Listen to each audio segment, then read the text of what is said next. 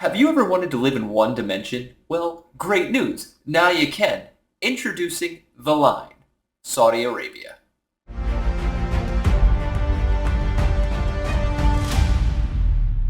Hey everyone, welcome to Finding Utopia.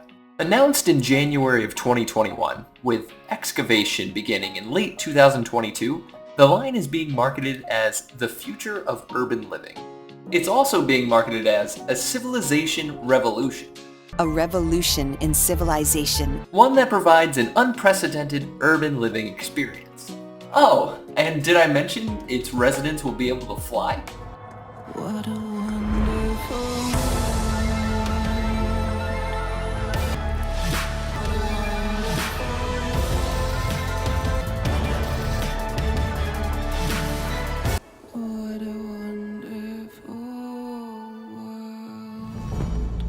And well, with promotional video like that, you just knew we had to make a video on it. Now, obviously, the line hasn't been built yet, and its construction is still in its infancy. So suffice it to say that anything we discuss here is subject to change numerous times before it officially opens. And without further ado, let's get straight to the point.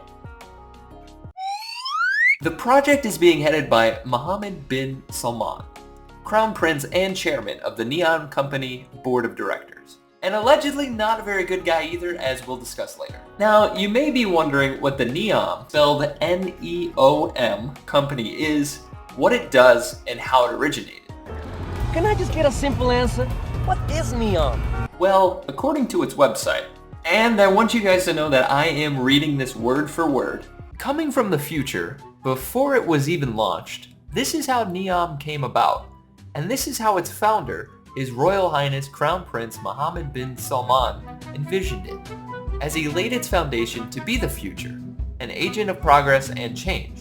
It was therefore expected that future be intertwined with Neom's basic identity, its name, its values, and its mission.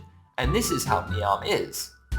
From the future and to the future. Sure, definitely not confusing. So how did they arrive at the name?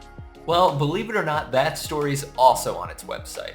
And I quote, "The actual name designation journey began by defining criteria, qualities, and conditions, all of which bear a clear and firm vision for selection.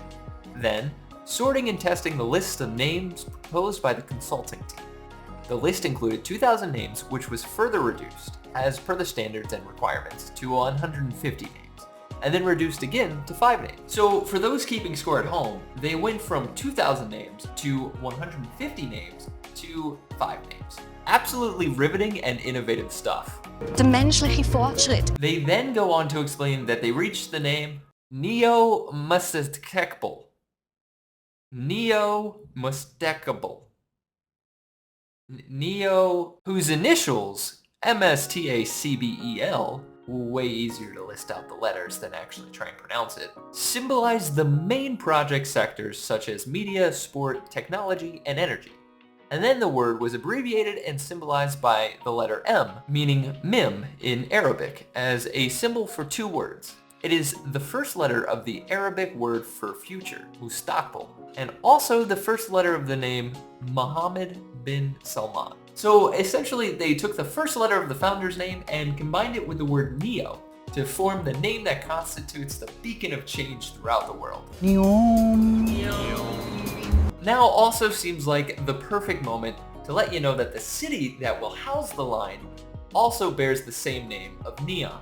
There, in that corner of Saudi Arabia, Neom. So while personally I'm still very unclear about what they do make some pretty big promises. Un posto con tante isole. Un endroit qui sera alimenté par de l'énergie renouvelable. بيكون في طبقائي. 인지기술이 있는 곳. The most walkable cities of Yeah, it's nuts. City with no cars. Ski slopes in the desert. مساحتها نفس مساحة بلجيكا. Es ist wie ein Entwurf für Zivilisation. And I'm going out on a limb here. You might even say I'm putting it all on the line and saying that not all of these promises will actually come true, at least how they're currently being built. They aim to be a hub for innovation, that will introduce a new model for urban sustainability. Other nations can then compare their cities, their plan, with what's being done here in Saudi Arabia. Powered by 100% renewable energy. This model will be humanity-centered, built around people, not cars, with walkability as its cornerstone. And all of this finally leads us to the line. A revolution in civilization. But as for the current details around how the line will be powered, the company states with, quote, unrivaled and solar resources and the world's largest hydrogen plant. Currently, the plant is being built in Saudi Arabia with a completion date of sometime in 2026 and a price tag of $5 billion. Now, I haven't been able to find exact details, plans, drawings, blueprints, or any designs other than, admittedly, very beautiful looking artist renderings and videos. And maybe that's to protect the ingenuity of what they're building. We can only hope, but I do have to come clean about one joke I made at the very beginning of this video. While a line is technically one-dimensional, this line is gonna be three. The line's communities are organized in 3 dimensions. Wow, we really are in the future. You see, the line is taking a new approach to urban design. It's being built around the idea of layering city functions vertically, while giving people the possibility of moving seamlessly in 3 dimensions, up, down, or across, to access them. This is a concept referred to as zero-gravity urbanism. Public parks and pedestrian areas, schools, homes, and places for work are layered vertically, allowing citizens to move effortlessly and reach all daily needs within 5 minutes. The city's exterior will be clad in a mirror facade, which will provide its unique character and allow it to blend with nature.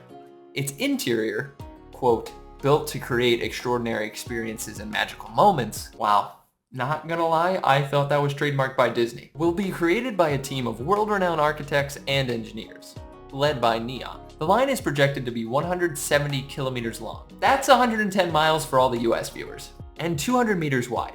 By building it in such a manner, literally a line, it's said to be able to preserve 95% of the nature within the city of Neom. But that's not all. The line will also be free from vehicles. No cars. This is amazing. No cars. They claim that their zero-car environment is part of a 100% sustainable transport system, with zero pollution and zero wait time. And as such, reduced commutes will create more time for leisure. And not paying for expenses like a car, insurance, fuel, and parking will hopefully mean higher disposable income for its citizens. And that's certainly admirable because the city's plans currently anticipate a population of about 9 million people. The line will be home to 9 million residents. However, they're also projecting that at the same time, they're only going to create about 380,000 jobs. So hopefully that work from home life continues.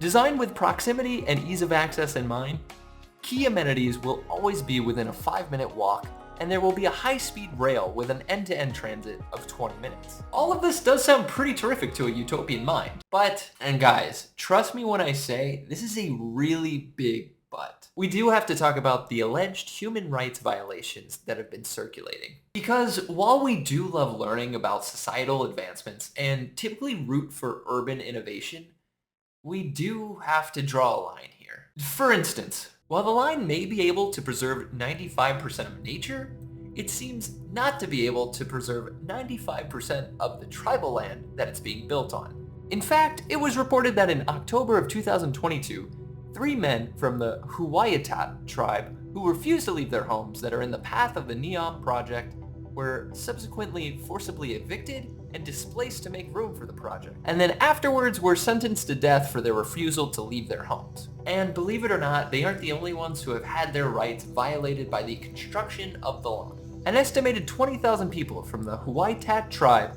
have been forced to leave their homes. Some have even been shot on sight during the mass eviction process. And oftentimes, even if the citizens do make it out of their tribal land alive, they're still being subjected to prolonged prison sentences. But hey, I guess Neom needed to make room for the ski resort they're planning on building at the line.